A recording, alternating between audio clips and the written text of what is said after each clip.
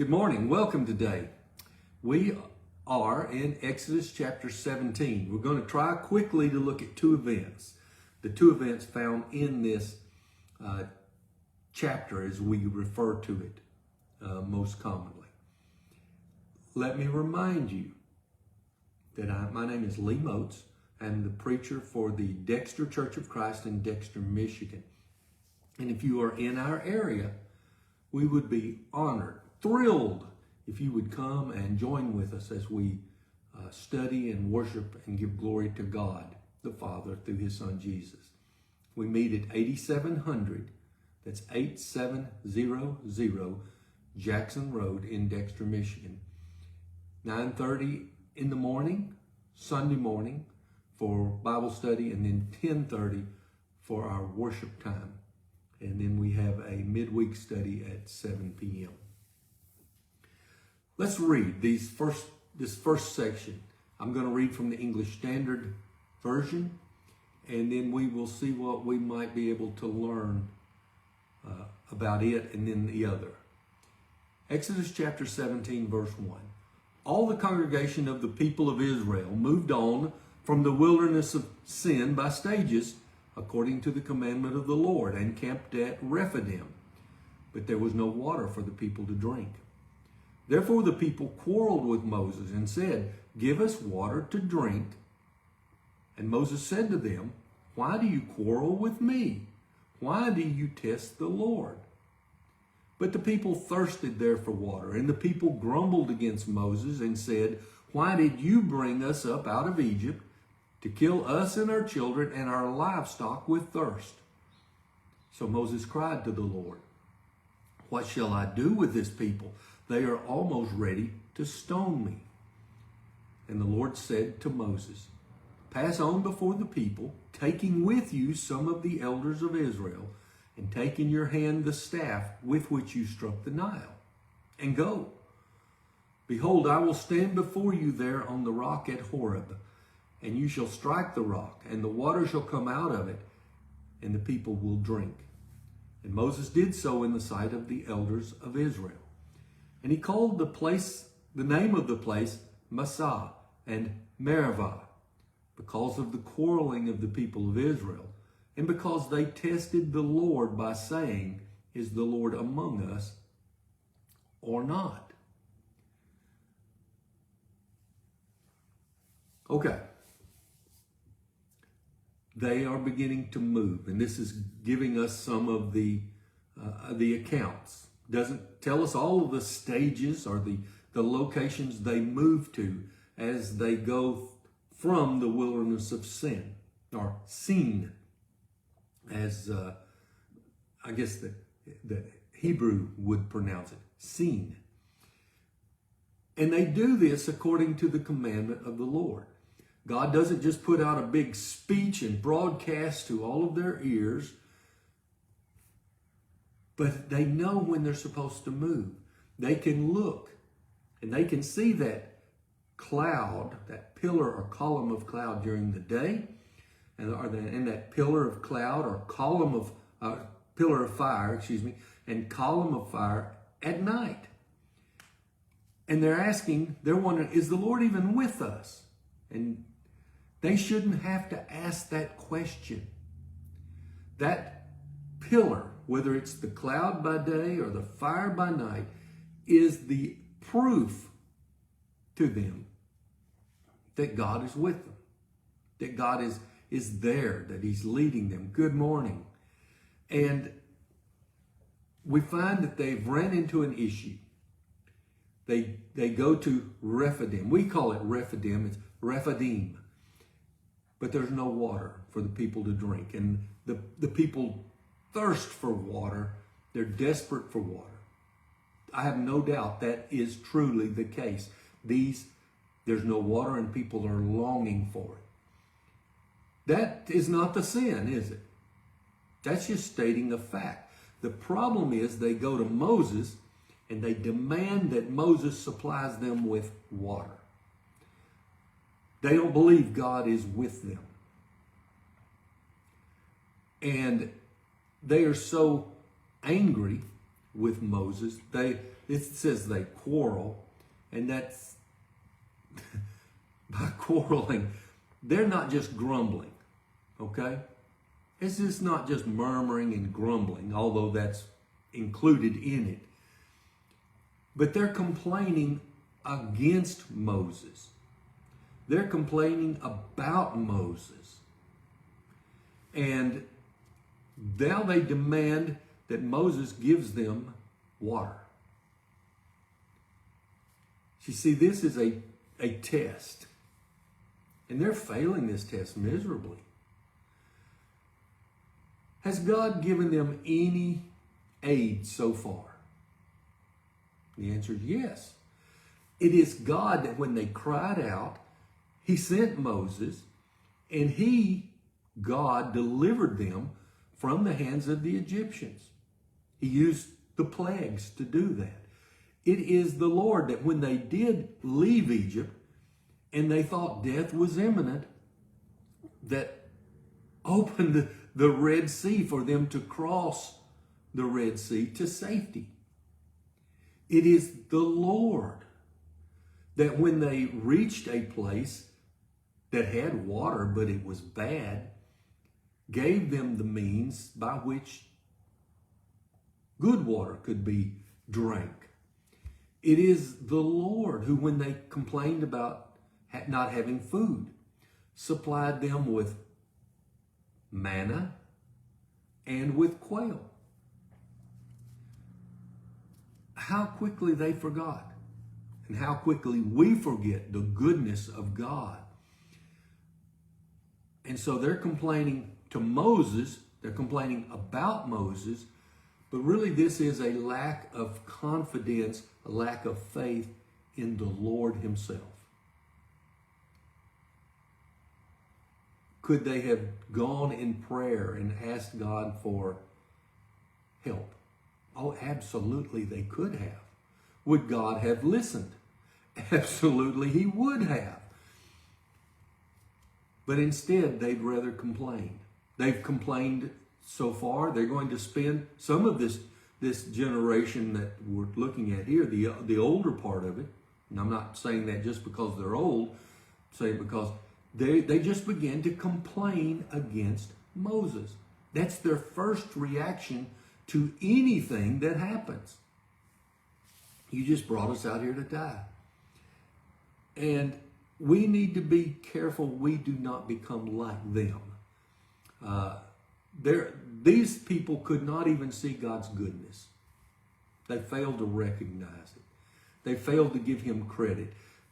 It was what they were owed. And so when God did something, you may know someone like this. When God does something for them, He either did it at the wrong time or He did it in the wrong way. He used the wrong means. And that's what we're seeing with these people of Israel that God has brought and delivered. They don't have faith in God, in the Lord. They don't think He can do anything for them. And so they're angry at Moses.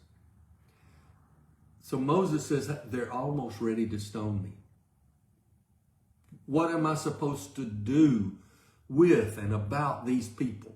Depends on the translation you have. Some of them actually word it that way. And the Lord tells him, pass before the people. Go in front of the people. Take some of the elders of Israel with you.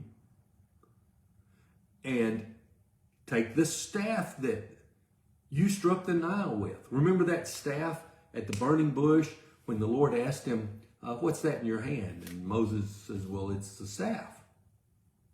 And it became the staff of God. It became God's tool. And he says, you take that staff that you struck the Nile with and you go.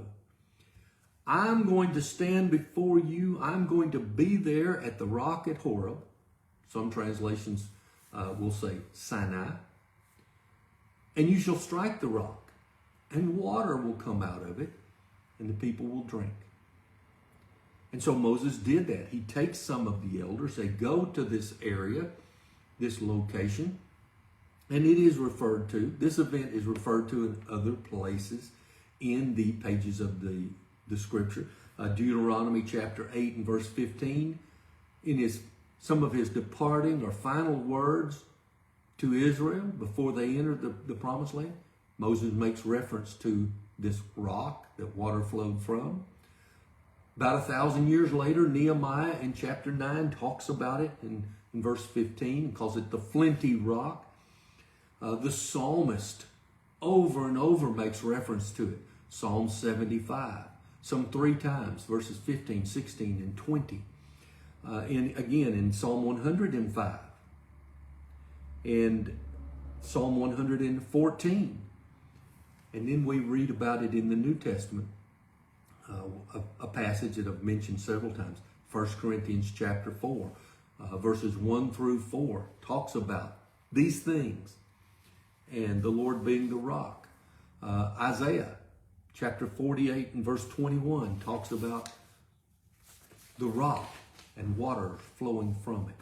And so this is an event that actually happened. Some of the elders of Israel, the ones that went with Moses, they saw this. They saw water come from this rock, and the people were able to drink from it. But because of their quarrelness, their complaining, this place was named, we often say Massa, it's Massah, and Meribah. That's how we pronounce it. In Hebrew, they pronounce it Meribah, because of this quarreling. As we do this, we're going to have to look on people, place, and things Friday. There's quite a few things. We'll have to look at Rephidim, at Amalek. Well, we're going to see that in a minute. We're going to have to look at Rephidim, though.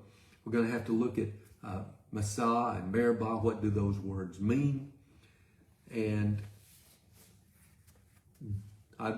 before we move, I do not want you to get this confused with another event where Moses strikes the rock. In this occasion, on this time, notice, the Lord tells him, he gives him no instructions to say anything. There's none recorded. He gets some of the people, the elders, they go to the rock. The Lord is already there. His presence is there. He strikes that rock. Water flows from it. And I said, do not get this confused with another time that Moses strikes a rock. Could Moses just go around hitting rocks all day long and water come pouring from them? There's no indication that that is the case. This happened, this worked, because this is what the Lord told him to do. Okay? The people needed water. The people wanted proof. God's willing to give proof and evidences that he is God, that he is in control. They wanted it, and he supplied it. Interesting event taking place here. Read that some, if you would, and give it some consideration. They're at Rephidim, right? And we find in verse 8, let's pick up reading, the second event. Then Amalek came and fought with Israel at Rephidim. So Moses said to Joshua, choose for us men and go out and fight with Amalek. Tomorrow I will stand at the top of the hill with the staff of God in my hand. So that's not how the way he said it necessarily, but tomorrow I will stand at the top of the hill with the staff of God in my hand. So Joshua did as Moses told him and fought with Amalek, while Moses, Aaron, and Hur went up to the top of the hill. Whenever Moses held up his hand, Israel prevailed. And whenever he lowered his hand, Amalek prevailed. This is actually plural. It's not, he didn't just hold up one hand, but we're going to see that. But whenever Moses' hands grew weary, So they took a stone and put it under him, and he sat on it, while Aaron and Hur held up his hands, one on one side and the other on the other side. So his hands were steady until the going down of the sun. And Joshua overwhelmed Amalek and his people with the sword. Then the Lord said to Moses, "Write this as a memorial in a book, and recite it in the ears of Joshua, that I will utterly blot out the memory of Amalek from under heaven." And Moses built an altar and called the name of it, "The Lord is my banner."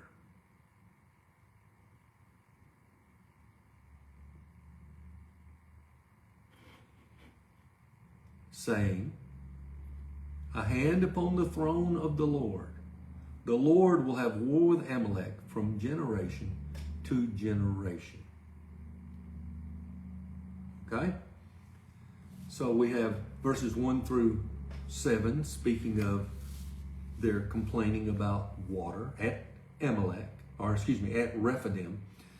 And then we have verses 8 through 16 talking about a battle that occurred at Rephidim because of those of Amalek. Something we'll have to look at. There's a lot of stuff to look at on People, Places, and Things Friday. Do you notice this is the first time that Joshua is mentioned? Okay? This is the first time Joshua is mentioned by name in the Old Testament record. We'll have to look at Joshua. We also find that this is the first time not really the first time, but we meet these people, Amalek. We'll have to look at them. Who are they? We also meet for the first time a person that we spell it H-U-R. Hur. Hur. And we will have to look at who this individual is also. We've already looked at Moses. We've looked at Aaron. But we will have to look at these individuals. And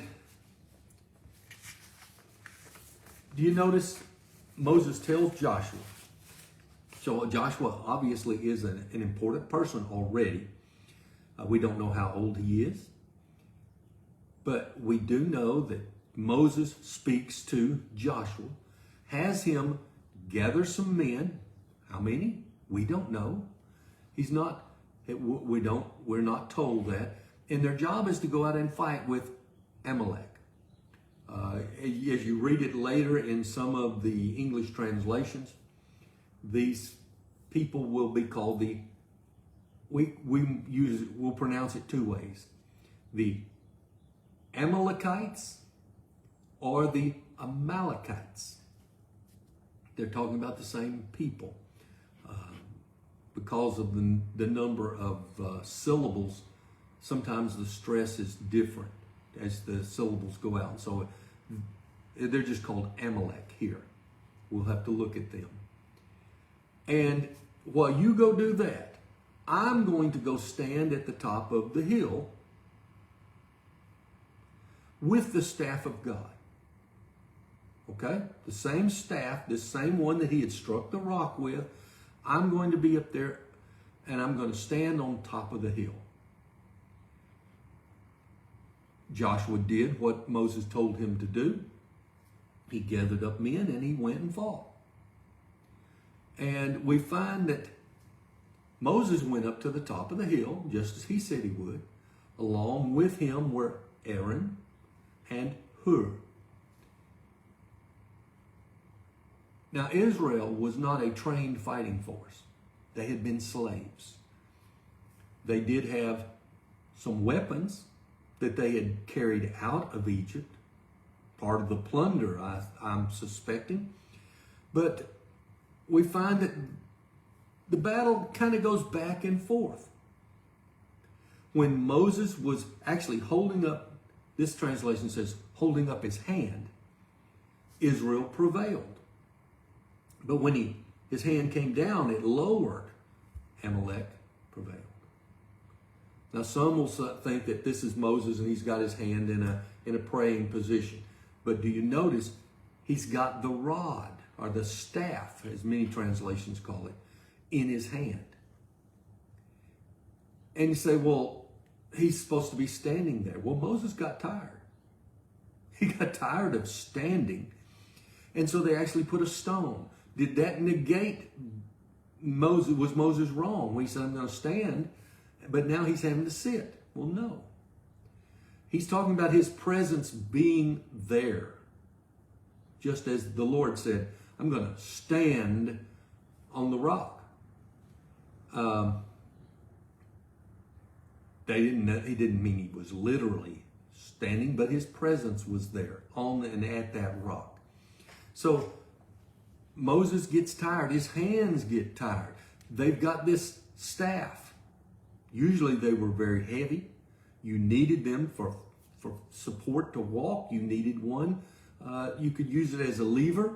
You could use it as a weapon to fight off animals and dangerous animals.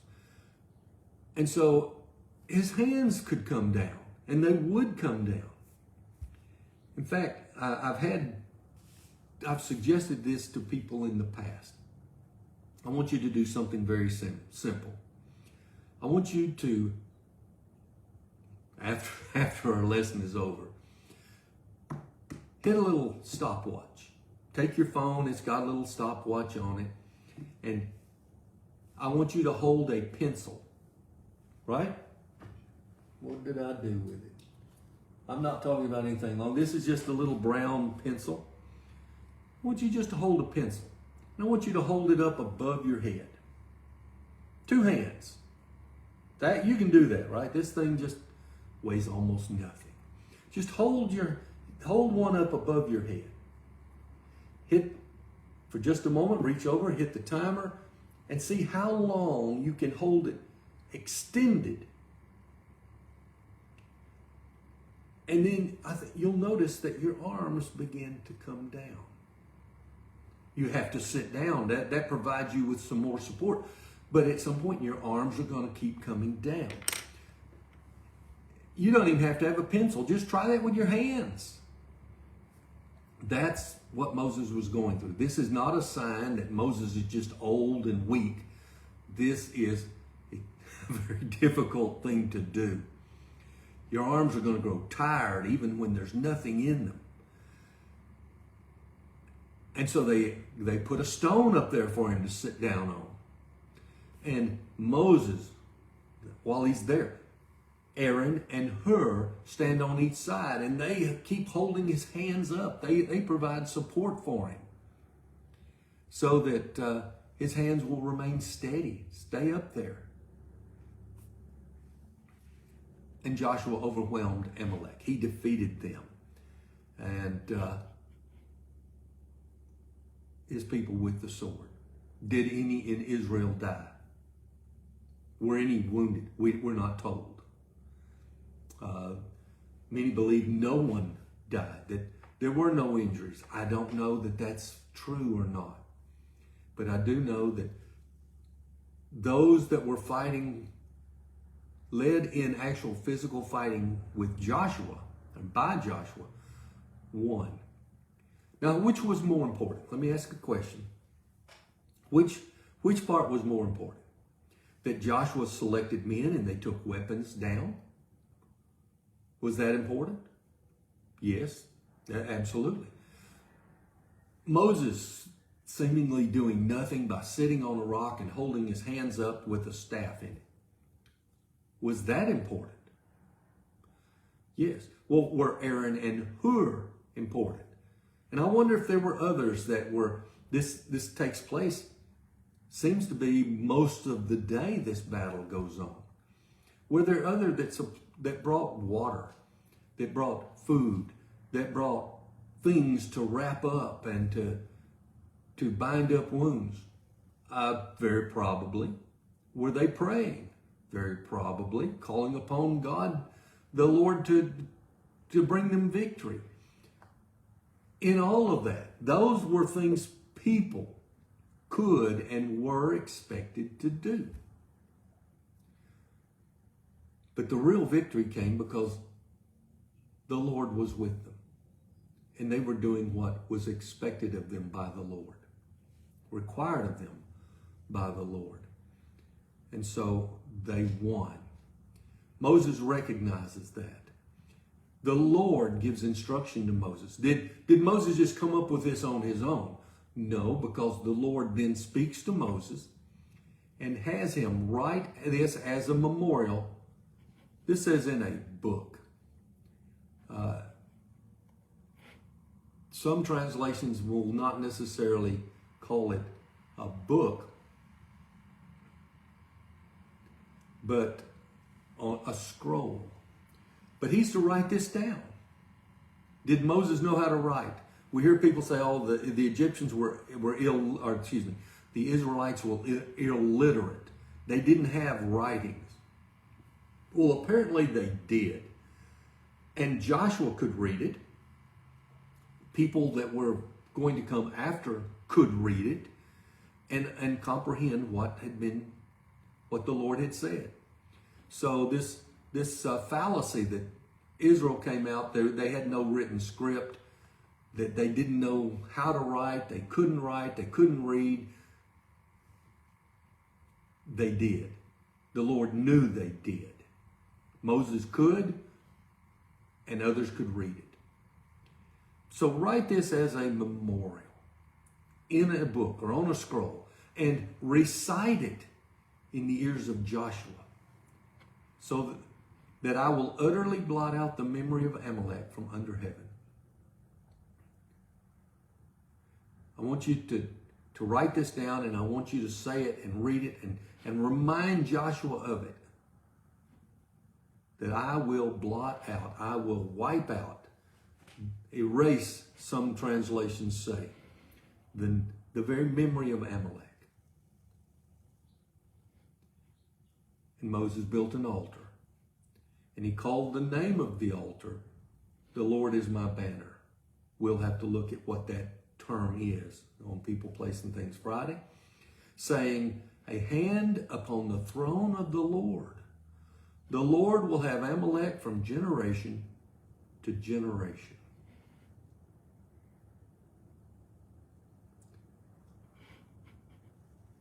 A battle is won.